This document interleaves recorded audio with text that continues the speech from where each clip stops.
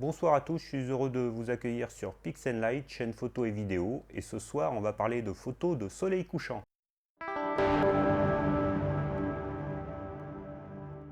Je m'appelle Frédéric Guérin et nous allons donc voir comment faire une photo de soleil couchant. Nous allons parler technique, nous allons parler matériel, mais à mon avis, ce n'est pas le plus important. Le plus important pour moi, c'est la situation, la façon dont on va créer l'image. Bien sûr, l'idéal, c'est de tout prévoir à l'avance, de reconnaître les lieux, de prévoir son cadrage, de prévoir l'image qu'on veut faire exactement.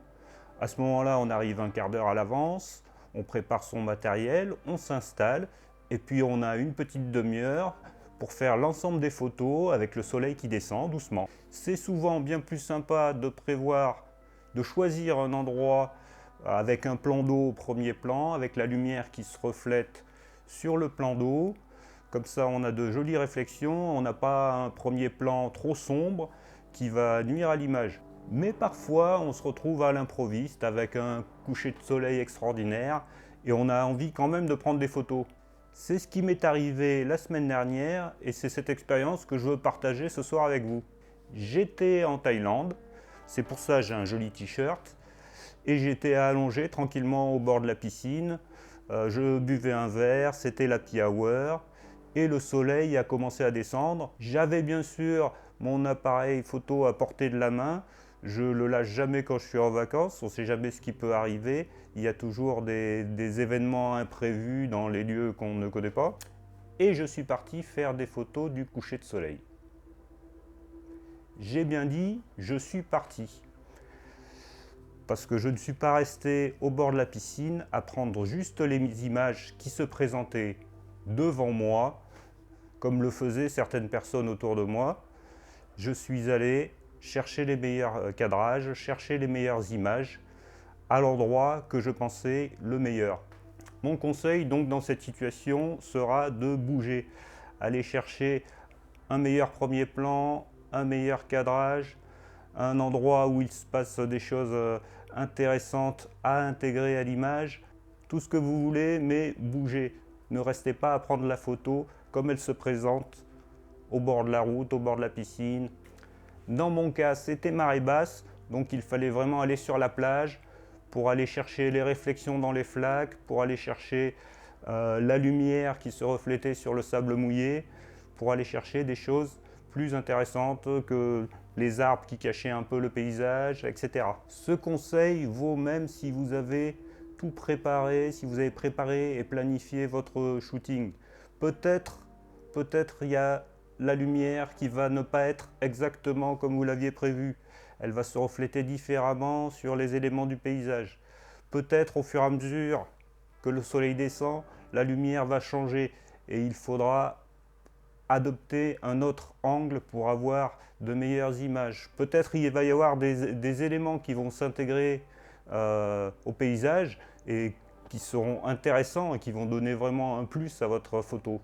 Et donc j'ai commencé à faire des photos, mais on va voir ça tout de suite. Alors les premières photos, je suis arrivé face au soleil sur la plage. Et bon, j'ai un premier plan un peu sombre. J'ai deux personnes là-bas, je ne sais pas si elles sont bien intéressantes. Donc j'ai continué à me promener sur la plage pour chercher des éléments intéressants. Voilà, ici j'ai intégré un peu plus de flaques dans l'image. Bon, elle est exposée un peu plus haut, mais ça peut se corriger à la retouche. Ici, j'ai cherché un cadrage vertical avec une flaque au premier plan qui me donne une jolie réflexion. J'ai toujours les montagnes en fond qui dessinent un joli paysage. Et là, je me suis rapproché de la mer et j'ai vu qu'il y avait des personnes dans l'eau qui étaient peut-être intéressantes. J'ai essayé d'intégrer une, deux personnes pour voir ce que ça pouvait donner. Voilà, ces personnes se déplacent. Ensuite, j'ai pris une photo avec personne dedans, juste le soleil et la mer, pour voir ce que cela pouvait donner. Et puis, je me suis rendu compte que ces personnes, c'était des pêcheurs. Des pêcheurs qui étaient en train de mettre des filets dans l'eau.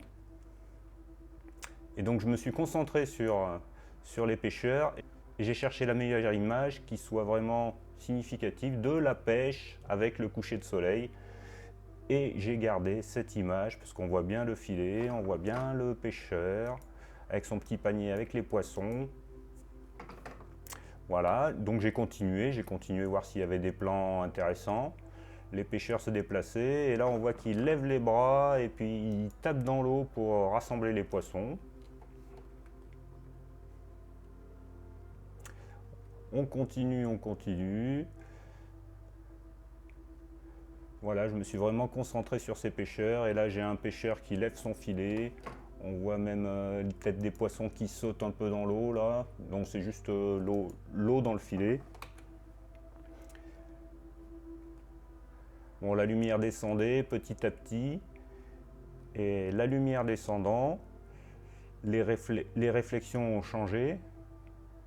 Et ici j'ai vu qu'il y avait un petit groupe de crabes qui s'étaient rassemblés, et j'ai regardé ce qu'on pouvait faire avec ça. C'est toujours intéressant d'intégrer un élément vivant, un humain, un animal. Et donc si on compare cette image à celle-ci,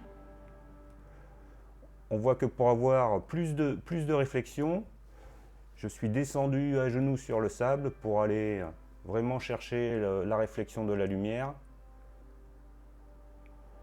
Et voilà, j'ai nos petits crabes avec la lumière du soleil qui se réfléchit et qui se pose derrière. Et une personne qui passe, qui peut ajouter un centre d'intérêt à l'image aussi. Des amoureux au bord de l'eau. Voilà, j'ai continué jusqu'à ce que le soleil soit complètement descendu pour voir s'il y avait des choses intéressantes. Ce que je retiens de cette expérience, c'est bouger, toujours bouger, pour aller chercher des éléments intéressants. Ça peut être des personnes, ça peut être des animaux, ça peut être un bateau qui passe, ça peut être un avion, un oiseau, n'importe quoi, pourvu qu'il y ait quelque chose de plus qui amène vraiment la petite touche à la photo, le côté vivant, et pas seulement le paysage magnifique, mais en plus un élément intéressant. Alors on avait dit qu'on parlerait technique. Bien, la technique c'était très simple. J'étais à f11 pour avoir une grande profondeur de champ. Ensuite j'ai ajusté ma vitesse pour sous-exposer légèrement d'un diaphragme ou un demi-diaphragme pour garder des belles couleurs dans le ciel. Et voilà, c'est tout simple. Ensuite au niveau matériel, j'étais avec mon 18-55 l'objectif kit et un Canon 70D, pas un appareil dernière génération, mais bien pratique quand on ne veut pas avoir quelque chose de trop lourd en voyage. Bien sûr, vous pouvez me laisser vos remarques. Bien sûr, vous pouvez me laisser vos remarques en commentaire. Si vous avez des questions, je serai ravi d'y répondre. Et puis, j'aimerais savoir aussi si vous, de la même manière, lorsque vous êtes devant ce genre de paysage, vous aimez bouger, chercher les meilleurs angles, ou si vous préférez tout préparer et tout cadrer à l'avance, etc. J'espère que ces conseils pourront vous être utiles et je vous remercie d'avoir suivi cette vidéo jusqu'au bout et à très bientôt pour d'autres images, d'autres photos, d'autres vidéos. À bientôt.